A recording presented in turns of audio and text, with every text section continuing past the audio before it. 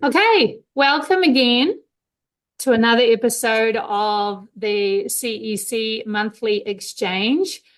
Just the way the 4th of July worked out and things, we actually have a webinar, I think, just about every Friday of July. We had one last week, which featured Beth Snyder, who is a serial entrepreneur from Fulton, and Jackie Spainhauer, my co-host. She presented that webinar, and it was very cool. I tuned in while I was going off on my 4th long weekend trip, and that was very cool. So I encourage you to check the recording out on our YouTube channel.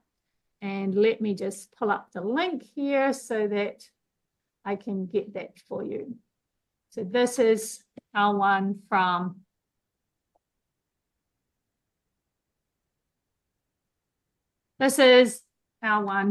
last week. But today we have, I'm very excited today because I am sharing the spotlight with two very cool people who do such meaningful work. So we have, first of all, William King. So William King is a business and marketing professor at Moberly Area Community College. Let me just bring William up here. He has an agricultural and business background, and William is just exceptional in helping youth achieve their entrepreneurial dreams, and has a wealth of stories and experiences. And every time I talk to him, I learn something. His philosophy of business is people, all the way people. And then he has 3 keys to success that have been the foundation for thousands of young people in Missouri that he has helped and continues to help, not only in his classes, but after they graduate. So we're excited to hear from William today. And then our other presenter here, I was going to say co-star. Yes, a star. He's a star. Jonathan Bell, Gen Z entrepreneur, who turned pandemic job rejections into a thriving marketing firm. Oh my gosh, go you. And he's got a great story, and Jonathan will no doubt share that experience with you on this webinar. So Jonathan is the founder of Bell's Marketing Consultants, and that company empowers businesses to navigate the digital world. And Jonathan brings his Gen Z insights and results-driven approach in assisting his clients. So welcome, both of you, and welcome to all that are tuning in. It's Friday afternoon in summer, right? And you have so many things you could do with your time, and you're choosing to spend your time with us, and we really appreciate it. And we will do our very best to ensure that you go away with some very good takeaways. Our theory is, well, my theory is that on Friday afternoon, so I won't say nobody, but some of us find it quite hard to work on a Friday afternoon, and we start to turn to procrastination. And so we host these webinars on Friday afternoons as a way as an opportunity for you to maybe be a little bit more productive on a Friday afternoon when your brain is just, you're done. It's nearly the weekend, you're so close. You don't really want to waste the time procrastinating. And so how can we help you learn something that might prepare you for the week ahead? Bookend your month, beginning of the month and the end of the month, with our insights in terms of connecting entrepreneurial communities, and with a particular focus on rural Missourians. Okay, so to start us off here, let's have, I do have a question to start the discussion, But first of all, Jonathan, let's have you share your story of, that all those COVID rejections and how you came through that. Yeah, well, first off, I really appreciate you guys taking the time and inviting me here. I'm very, very excited to be here with all of you. But yeah, so I always envisioned myself starting a business. I didn't know at what point in my life that would be. I wanted to be president when I was in middle school of the United States. I want to get involved in government. I wanted to get involved in entrepreneurship as well. And I just, like I said, I really didn't know what I wanted to do. So kind of over time, getting involved in student council, getting involved in, speaking with adults throughout elementary, middle school, I realized that I believe my mindset was a little more head than my grade or the peers that I was hanging out with. So that's when I started engaging more with, adults, actually picking their brain on what life actually looks like. And then moving forward from that, I went on ahead and, well, I got in high school and I was just super ambitious to work. I just wanted to work. I wanted to make money for myself. I just wanted to not have to rely on my parents for things. I was just that ambitious, typical freshman student in high school. So after applying to so many positions, at least here in the Ozark community, got denied pretty much every single opportunity, submitting my resume out there, doing my best to, kind of get ahead. And then I often wonder, why is that? Why am I getting denied opportunity? So spoke with my counselor, got a worker's permit, turned 16, and this is a bit pre-COVID. This was, I think this was between November going into December. Got a worker's permit, maintained, so many applications, following up with people, and still kept getting denied, and just always had that thought. So March, kind of came up, and then I remember it like it was yesterday. Just finished orchestra rehearsal, prepping for, I think, symphony, and then all of a sudden we hear that we are not going to be coming to school, or at least they don't think we're going to be coming back to school. So immediately I'm kind of like, so what does this look like? What does my day-to-day look like? Am I going to be at home virtually? Am I going to be coming to school during all this mess? So my parents decided that they think it was best for me to do virtual full time. So there I was, doing virtual work. Didn't really enjoy it, to be honest. Didn't really get that interaction with the classroom, didn't really get that interaction with the teachers.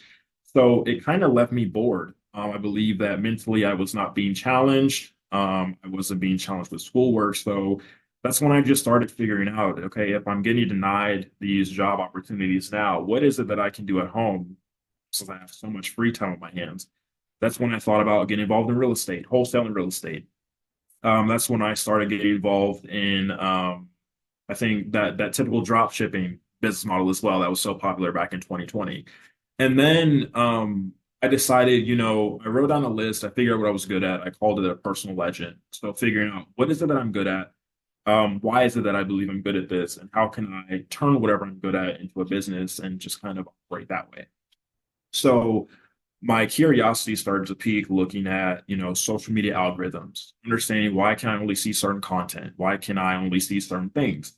So I started to research more about it, and then I got really interested in it. And that's when I kind of just did a lot of research about social media, kind of did more research about the marketing side of things. And then my first ever client was a family-owned business. So it was a store up in Chicago and a financial consultant firm in Chicago as well. So managed social media accounts, got a lot of experience, then got another client, kind of repeat the process, got more involved in marketing, actually understanding the fundamentals of it, and then just kind of grew from there. So that's pretty much my story and how I got started. It's been 4 years now. Cannot believe it. Graduated high school 2 years ago, and would never trade it for anything. I love what I do. Believe that I have a lot more work to do for sure, but I'm very happy with what I do. It's a great story. Thanks, Jonathan. And very inspiring for especially people for not giving up, persevering. And so, those barriers for entrepreneurs or aspiring entrepreneurs, you've experienced them yourself. And so I imagine, William, listening to Jonathan's story, it must remind you of many of the young people that you've worked with and helped. Can you just give us, before we delve into that, how did you come to be teaching at Moberly Area Community College from your agricultural background? Well, I often joke, hi, my name's William King, and definitely love what Jonathan said. And I took notes. I took notes on what Jonathan said. There's definitely two things I want to come back to. But I never dreamed to be in education. I always joke with my students, this wasn't plan A, plan B, plan C, or plan D. But I always say that sometimes somebody else has a better plan for us than we do for ourselves. And how I got started in education was I just wanted a paycheck. I was finishing up my multitude of degrees and said, I'm going to go substitute at this high school. Only one said yes. And like Jonathan said, you get denied a lot in this world. You're going to get denied a lot, but one person said yes. That's all it takes, right? One person believed in you, said, hey, come sub for us. I subbed, I left, popped some ibuprofen, said never again. Those kids are crazy. And halfway home, I started laughing. I'm like, wait a minute, they're crazy, but they're kind of funny. They're kind of funny. So I went back, and then I learned something when I went back. I learned that many of them did not have a father in the household. And I realized how blessed I was. And from that moment, I was like, this is my calling. This is where I can provide value to society by, being a father. I joke as a crazy uncle, maybe I can be your crazy uncle. And bring value, not just, in filling that role, but I love business because everything in this world, including agriculture, is a business. And it just snowballed from there. I had to go get yet another degree to teach high school and taught high school. And while I was there, one young man took a liking to me and he went home every day and told his mother.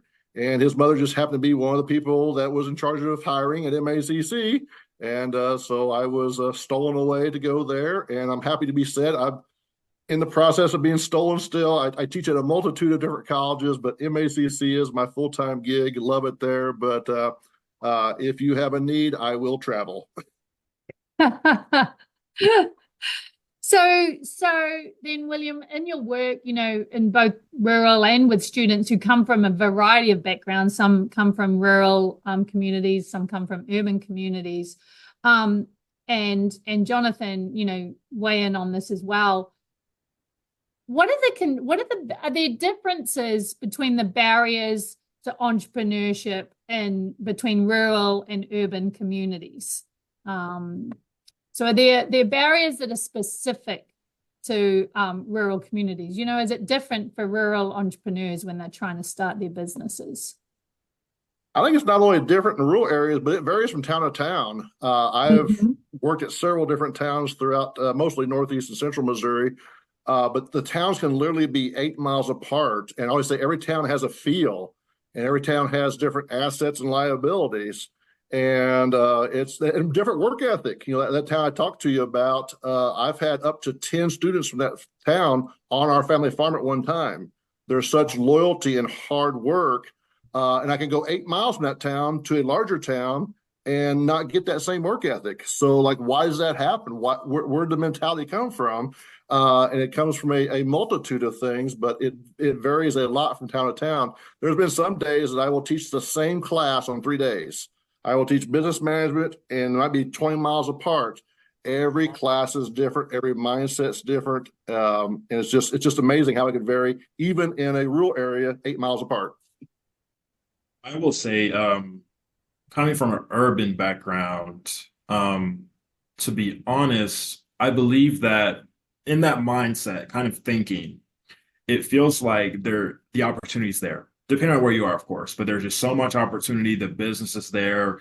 There's plenty of government, and everything is just so established in urban communities. And when I came to Springfield, even though I don't think Springfield is considered rural, but it's a very small city compared to, Chicago, it feels as if there's not that many resources here to support the metropolitan area. Especially living here, there's definitely not as much innovation, I believe, that happens as much as it should be, especially how fast, the city of Springfield is growing. I believe that we definitely have a lot more work to do compared to, I'd say, even our competing cities like NWA, Northwest Arkansas, has honestly outpace the Springfield Metro entirely. And we're all having a conversation as to how did this happen. And I just believe that because, Northwest Arkansas attracted so much entrepreneurship, so much business, and they've invested in their students and the young people and people overall, I believe that's really the key to grow, those rural communities. Springfield definitely needs to repeat that process, but that's a lot of different conversation. But to further, answer the question, I remember I went to Branson. I kind of partnered with the chamber, spoke to the high schools. I will have to agree with William and say, to be honest, going into a rural community with schools, this school, I think the entire student population was 400. I've never seen such students who just want to grow, who want to get out of their situation, want to do better for themselves because the resources aren't there. People think that they're forgotten. And to me, when I see that, it really wakes me up because they look at Springfield as the biggest city in the world. But when I look at it, I think completely different. So I think it's all based on perspective for sure. And I don't know, it's just a weird gray area, to be honest, when I think about it. Yeah, yeah. Actually, so in my excitement to have you both here on this webinar, I completely forgot that I'm actually one of the panelists as well. This is actually what my work is in as well. I was just so focused on you all. So for our audience here, so I'm a extension professor at the University of Missouri, and I focus on rural innovation and rural economic development strategy. And the work that I've done in the past, I find that in rural communities, so all my work is focused on rural, having grown up in rural communities and been married to a farmer. But what I found is that in a rural community, the speed of the internet, yes, that's important. Internet access is definitely important.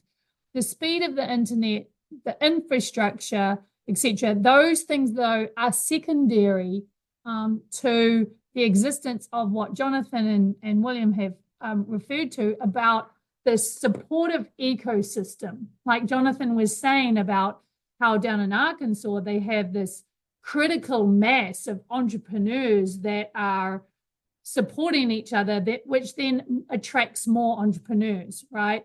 And in some rural communities, you find that there could be somebody there that has a really cool idea for a business. And their experiences are that and this is not all rural communities, but their experiences might be that they went out and they told their friends, and they went to the local bar or whatever and said, hey, I've got this idea for a business. And the reaction that they receive is, oh, you don't want to do that. That's a big risk. There's no money in this town. You should go just get a job at the local manufacturing plant. That's a good, stable income to feed yourself and your family, right? And so, and this is out of our need to want to protect people, right? But what happens to that aspiring entrepreneur is that, you've had this experience. You tell someone your idea and they say, oh yeah, that won't work. Oh my gosh, it's a gut punch, right? Like I always say, it's like somebody called your baby ugly. It's scarring. And so what happens from the testimonials that I gathered is that these people, especially the young ones, they won't ever tell their ideas ever again in that rural community. So they'll just keep their ideas to themselves, and they'll think, I'm the only one that lives here that thinks like this. Everybody else seems to just want, the career and the traditional career pathway potentially. And so it's finding that critical mass of people. It's like almost trying to get them to come out and say, I have an idea for a business. And then somebody else says, oh, I have an idea for a business too. And connecting those people together in rural communities, right, to create that supportive ecosystem. The other part that I focus on very quickly, and then we'll go back to William and Jonathan, is that I focus also on neurodivergent people, particularly in rural areas. So people with ADHD, autism, dyslexia, dyscalculia. So the research tells us that when your brain is wired differently, you may have an increased capacity for creativity and entrepreneurship. And we know that there is actually a really high correlation between that research shows us that lots of entrepreneurs actually have ADHD and say, you know what, that's the secret sauce. That's my secret weapon, and I would not change it. And so we look at neurodivergent people in rural areas who may not have access to the resources that they do in urban areas that can help them identify their strengths and provide them with accessible resources, right? So if you're autistic and you have communication challenges, maybe you go along and you tell someone your idea, but you don't have the skills to communicate it or articulate it in a very in a way that makes that entrepreneurial service provider take you seriously. You know what I mean? And so yeah, communication is a big barrier, especially for neurodivergent people, particularly in rural areas, but across the board. So that's my background. So moving forward then, what are ways that you've found, and we'll start with you, William, like how have you helped these the youth entrepreneurs that you've worked with kind of break down the barriers that stand in their way? And we, before we logged on, we were talking about how, you know, some young people that we've been talking to, humble, don't brag on themselves. And you need a little bit of that when you start your own business, right, Jonathan? Like you got to brag on yourself to make people believe that you're the person for the job. So how have you done that? How do you go through that process of helping these aspiring entrepreneurs? Well, I think it goes back to the old marketing thing we learned, you know, fake it till you make it, right? Have I ever taught a class in business where I didn't know what I was doing? Yes. My first year, they told me to teach web design. I'm like, well, there's only one problem with that. So what I did was I reached out to a student. So on that question, I've actually got 4 different parts on that. And the first part is just listen. We always think we know what the problem is, especially if somebody blurts out, you know, a sentence, you're like, oh, I know how to fix that. No, you've got to actually listen. You know, people's barriers are as diverse as the people themselves. We all have different barriers, and we've got to listen first. We got to make sure we know what the true problem is, because so many times is that the true problem, or it's kind of like addiction? You know, is the addiction a problem, or is addiction the byproduct of the actual problem? So after you do, you know, find out what the problem is, because you've asked, and then you truly listen and ask more questions, I think you've got to act with a sense of urgency. I'm a big believer, even though it gets me in trouble sometimes, act now, ask forgiveness later. Because when there is something that needs to be done, you need to do it now. We're only on this world for a short period of time. And, you know, plus if it's something like, you know, got an entrepreneur idea, but they're hungry, the entrepreneur idea is not going to be the priority of the moment, because if you're hungry, if you got a medical issue, if you're a single teen mother, or you're living in that town we talked about where you're afraid to share your idea, well, that's the initial concern. And I always said, I can give the best lecture in the world, but if it's 11:30 and everybody's wanting lunch, nothing's getting learned. Nothing is going to get learned. So bring some donuts, then start teaching. Okay. And then, I always said I am good at one thing. That's bugging people who are good at something. That's my only talent. I know where to find people who are good at something. So you've got to reach out. But the main thing with that is I used to do a lot of sales. My other job is you got to do follow-ups. People have good intentions. People have good hearts, but we get bombarded all the time. So reach out to that person and say, hey, you know how to program a computer. You know how to make a YouTube video, and then bug them again. I'm a repeat bugger. I bug people a lot. because we're not going to have the answers to everything. And don't pretend you do have the answers to everything, because nobody does. And I think that on number 4, the most important one is to instill hope. There's hope until we give up. And just believing in somebody. I'm definitely a weird teacher. I learned this early on. I tell them day one I care. I tell them I love them. You might be on Zoom or you're an online student. I love you. Why not? Because it may be the only time they've heard it that week, that year, and just like, okay, this guy's kind of different, but somebody believes in me. I live in Northeast Missouri and I want to open up a surfboard shop.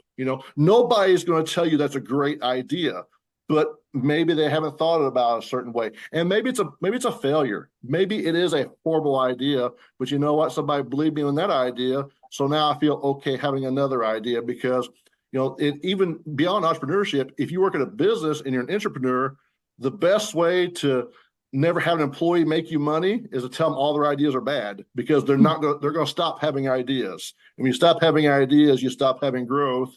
And whether you're an entrepreneur or an entrepreneur, that's bad for society. So, but the biggest part is, I think we've got to listen, and then we've got to support. And then the most important thing is you got to provide hope. You got to provide hope. You've got to believe in somebody. And if they fail, just, it's a victory. But I do think that's one of the stigmatisms in a small town is everybody knows you. Everybody knows you. If you open up a coffee shop and it fails, that's a big deal. In Columbia, I just moved across town. Find another bank, open it up. Nobody knows who owns all these coffee shops in Columbia. But in a small town, there's a stigma that's going to follow you forever. I mean, if we have some hay catch on fire in our field, the whole town knows it. What happened? You don't have that anonymity in a small town that you can have in a larger town. But the biggest thing is you got to instill hope. You got to love people. You got to support people. That it doesn't matter whether it's urban or rural. You've got to do that. So that would be my 4 takeaways. Yeah, I love that. It's so important to, believe in the person, and the entrepreneurs, the young people that I've worked with in rural communities, they would say, the most value you gave me was that you believed I could do it, right? And it's very scary for young people to launch their business if they don't identify as an entrepreneur, right? Or they don't perceive that other people perceive them as an entrepreneur. There's this whole, who will people be like, who do you think you are? Do you think that you can run this coffee shop or this marketing agency, right, Jonathan? Like, what makes you the expert, right? And I saw you nodding your head a bunch of times while William was talking. And so, you're the young person in the room, right? So what's the real deal here? I believe that's my true calling now. Is I've always been the young person in the room. And I think because of where we are as a society today, and this is exactly the work that I enjoy doing. I enjoy decoding Gen Z slang to Gen X baby boomers because they want to understand, but they can't understand. But to be honest, what I see these days, especially within the Springfield metro community, I think that one of the biggest things that we as a community are ignoring is the fact that brain drain is real. I believe that Springfield, the Ozarks community as a whole, needs to pay attention to brain drain, because what we have here is we have Missouri State University, which houses one of the, my opinion, they probably hold about 20,000 students a year. They come in and they leave. And one thing that my organization and my team, we've been, attempting to educate those who are involved in leadership, educate those who want to see change.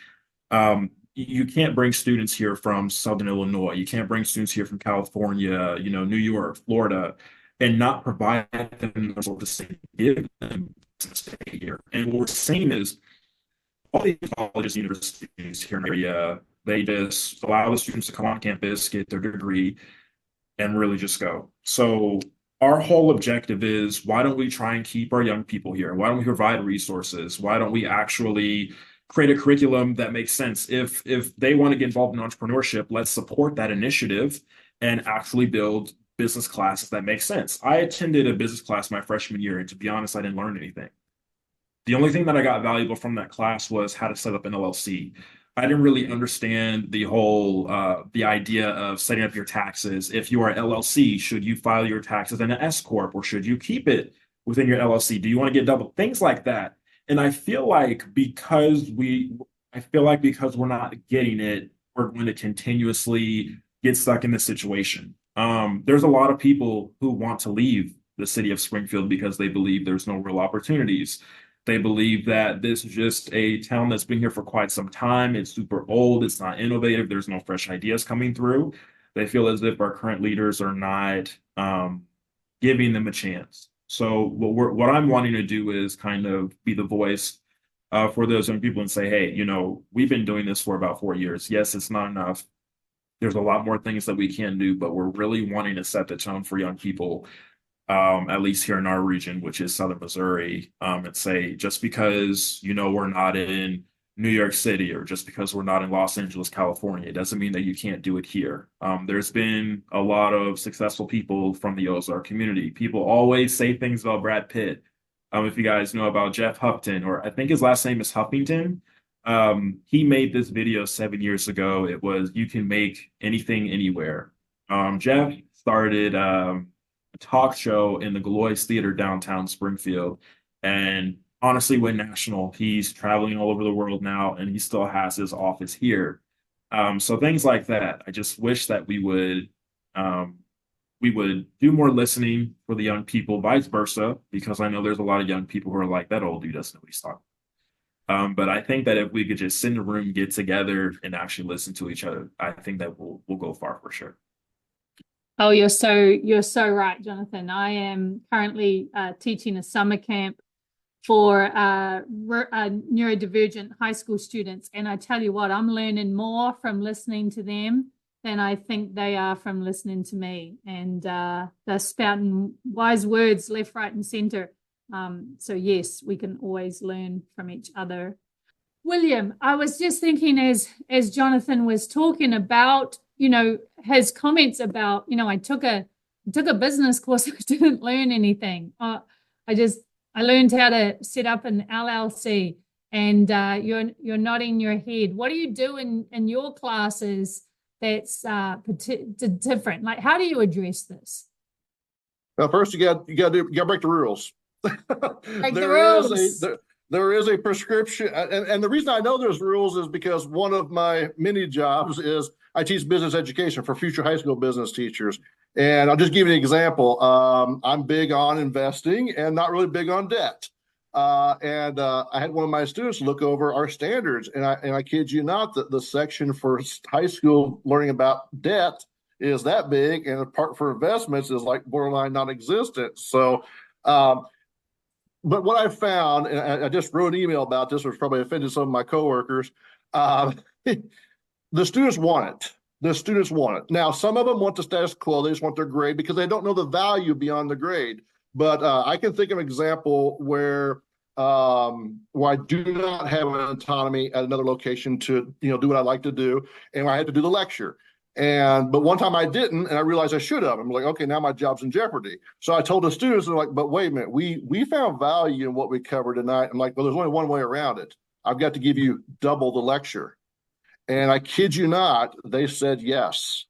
They said yes. It's like, give us the part that has to, give us the part that makes us pass this class, check the box, but you keep doing the other thing. So the students want it, but again, you don't know what has value because you haven't been there. Yesterday, in business, sometimes you have to go to court. And I have taught a lot of business law. And I realized I'm actually learning this stuff for the first time. What do you do if you do go to court and somebody doesn't pay? And I'm like, how many business law classes have I taught? And I haven't even taught anybody how to go to small claims court.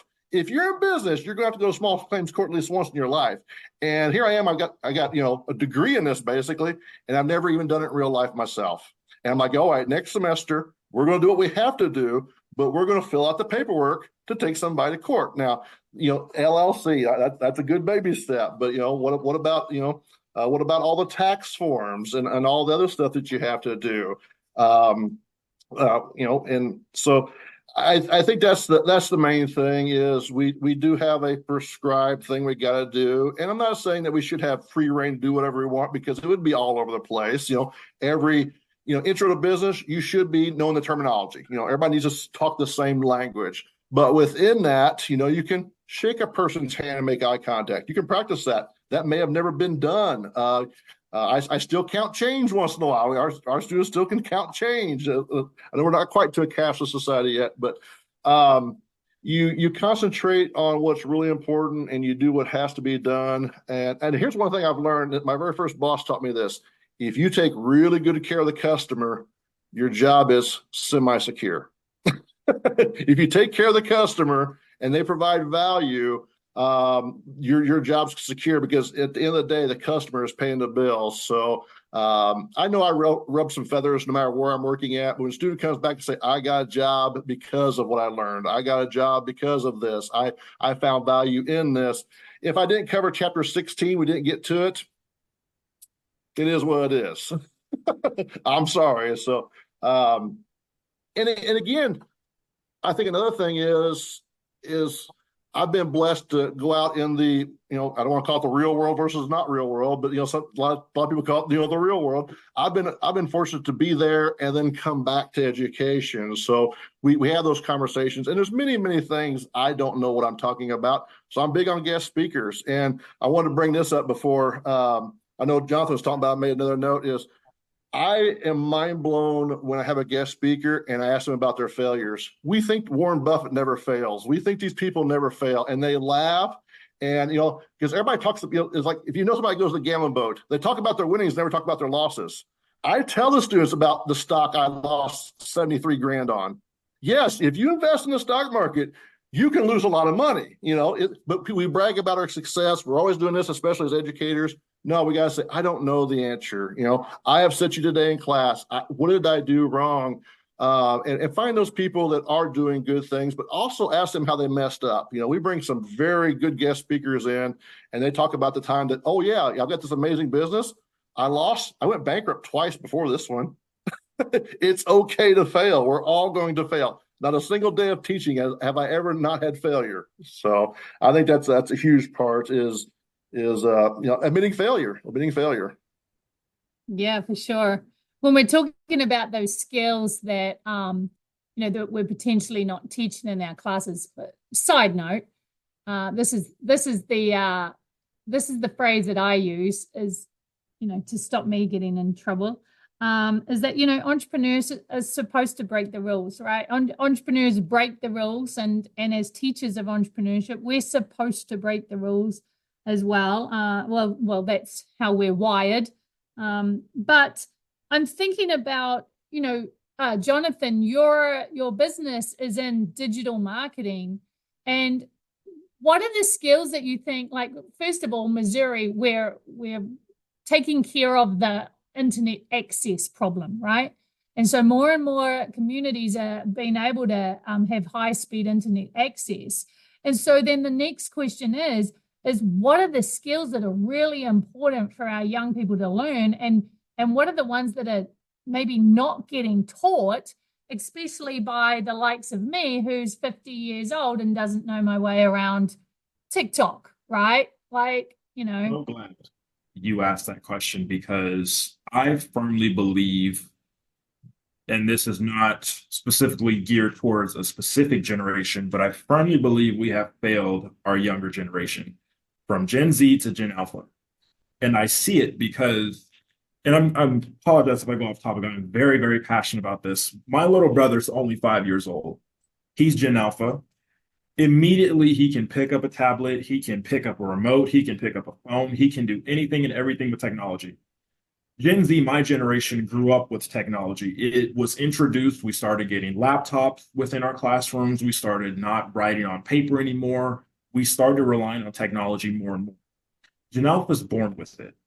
I firmly believe that we need to start to kind of slow down on technology a bit, because my generation is getting to a point where we cannot even be in person anymore. It has to be specifically on a phone.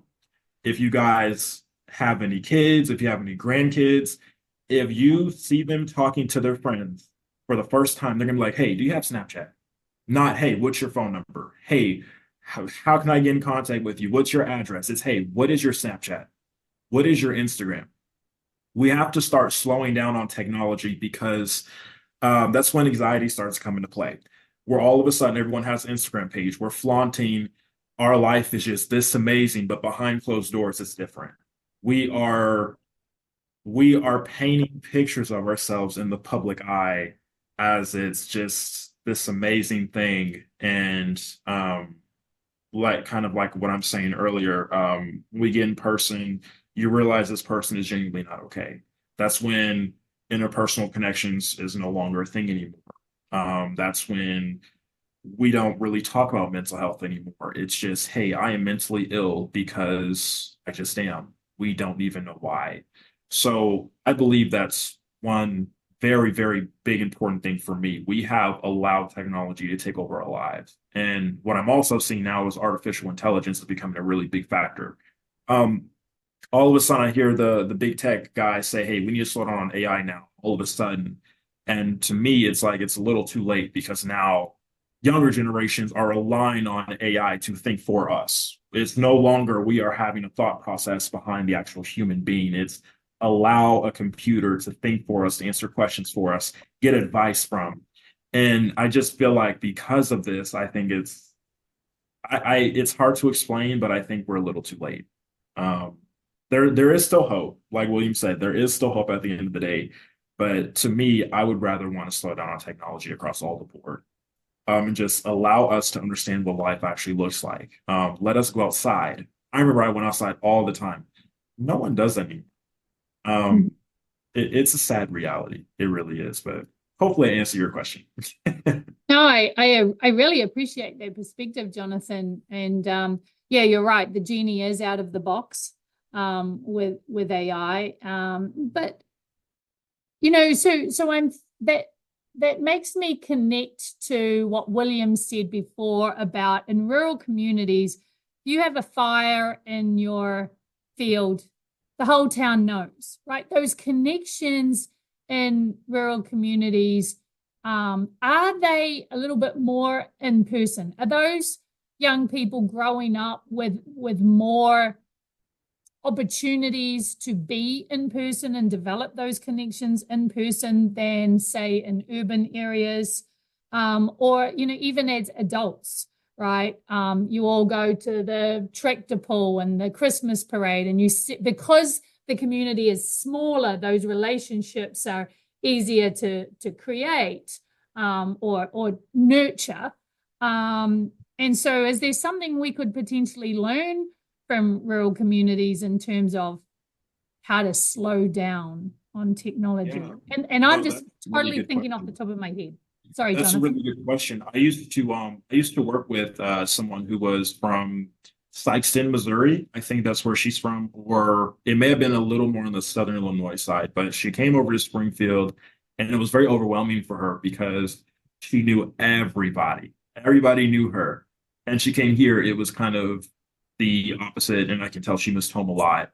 Um, I think that in rural communities, well, I could be wrong. I've never really considered myself living in a rural community. I don't think I have, so I can't really speak for people who have. But I do believe that people who have grown up in rural communities, who are raised in rural communities, definitely have great personal connections. They're able to network with people a lot more. They're able to actually build relationships way better than I've seen urban. Um, and when she came here, it was hard for her to do that. And I think that she got really upset because she didn't know anyone. She wanted to engage, but when you come to a larger area, everyone's always in their own bubble. They're not really like, hey, don't talk to me. Hey, you know, that's not normal here. Stay in your own lane situation. So I'll definitely say that, you know, in a bigger city, I believe that we should be more connected with the community. When I traveled to Kansas City, which is a lot larger than Springfield, Springfield's very welcoming. You see people say hi to you, see people wave at you. If you know one person in Springfield, you know 100. When I went to Kansas City, I didn't get that feeling. I got like when you say hi to people, they look at you weird.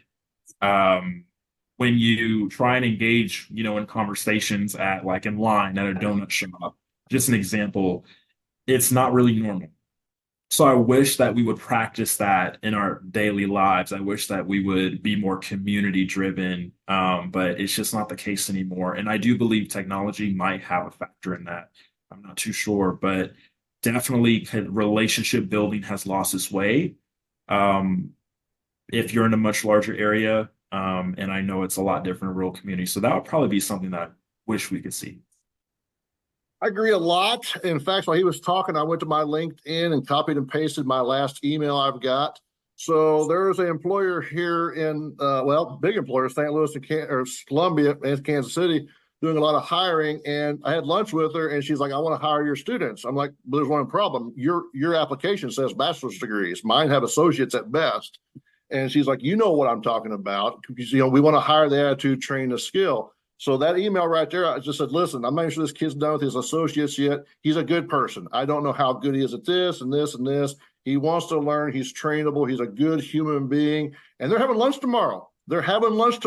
And as I logged on today, I get an email from another student who is already interning them for now. And, academically, she's probably not qualified.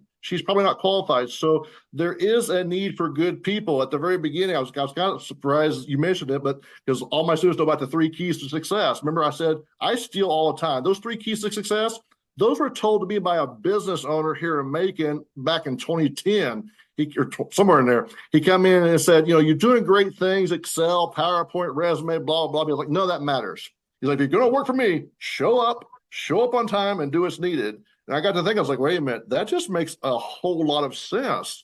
You just got to show up in life. You got to show up on time in life, and you got to do is whatever is needed in that particular situation.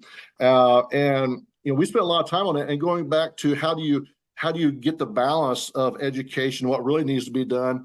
We're asked to make our, oh my God, I can't keep all the abbreviations, but your standards. Well, I make sure that I have the soft skills, because I love doing sales calls. I used to do sales calls. I still do it in education, because I think if we're putting these kids in these jobs, we need to know what jobs are out there. So I go, ConAgra, Kraft Foods, Equipment Share, Veterans United, and I say, "What do you need?" Well, yeah, there's HTML, there's coding, there's AutoCAD. The number one, and I can't even begin to tell you how big number one is. Number one is soft skills. It doesn't matter whether it's ethanol plant or Equipment Share. Send me somebody who's a good person, can answer the phone. I don't have to proofread their emails. They're just a happy, healthy, loving employee. We can train the rest. Even if we got to send them get a 4-year degree in AutoCAD, that's fine, because they will make us more money in 10 years than the person who's got stinking thinking. So, and I think that's where we can really get these rural folks to, because I'm sitting there as I'm listening to Jonathan, I'm nodding my head yes, because, and I think I can prove this on the basketball court. There's a town that graduates 10 every year. They could beat a school 10 times larger than them. There's a school that graduates 10. You know why? They conversate. They know how the other person breathes and thinks and what they're doing. They play as a team. Where you go somewhere else, it's all individualism. And individualism, just like in business, will cost you in the basketball court. And that teamwork, where you're supporting each other, you're understanding each other, when one person's having a bad day, that teamwork, and it's funny, I just nod like crazy, because it turns into business. There's a guy up on my roof tomorrow. He's from that small town. He's a high school student. And you know what? I called him yesterday. The phone didn't even ring one time. He's on it. He wants to talk to you. He's not going to send you a text message. "Hey, Mr. King, how you doing?" Hearing his voice makes me want to do business with him. So, but there is a big problem. For example, like Jonathan was talking about, a lot of these jobs are still sales jobs. You got to talk to people. You got to talk to customers. The number one fear in America is public speaking. How many students drop out every year of college because they can't take public speaking? So, but you can get over, but it's hard. I mean, it's really hard. But and of course, we can. Yes, there's AI, there's technology. It's not going away. We've just got to teach them how to have a balance of both. And Zoom can be a good thing where somebody can go and hide, but in my class, you got to have your cameras on, you got to have your microphones on, and you're going to talk every class period. We're going to take baby steps in the right direction, and I think that's a huge thing. We're all different. The old people dogged my generation dogs the next. It will never end. We just got to figure out how to make the best of it, and figure this thing out, because we're all going to get old and outdated. Thanks, William. On a selfish level, part of the reason why I created these webinars was I just wanted an excuse to talk to like astounding folks like yourself and Jonathan here, and learn from you both who are out there at the coalface doing the do, as I say. I kind of research the do, but I love learning from people who are out there doing it. And then, yeah, I see Rebecca, your comment here. I truly hope no one drops out of college because of public speaking. Yeah. So this is an issue for, and we'll do a wrap up in a second here, but this is a real issue for neurodivergent folks, right? For autistic kids. It's a major issue. And, of all the minority groups, autistic people have the highest rate of unemployment and the highest rate of suicide, right?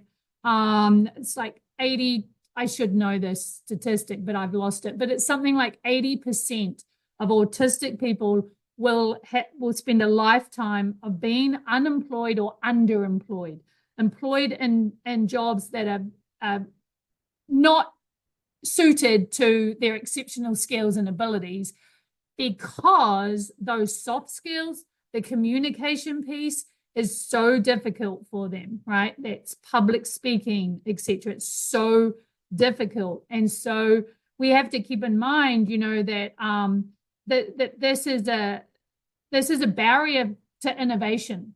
These minds are potentially some of our brightest young minds, and they're being shut out of the conversation and are not invited to the table and not given opportunities for jobs and things because of their inability to speak. And just a quick story, I had a student in my class, when he found out at the beginning of the semester that he was expected to do presentations, he said, no, I either have to drop the class or I'll do 3 times the work. I'll do extra work. I just don't want to do it.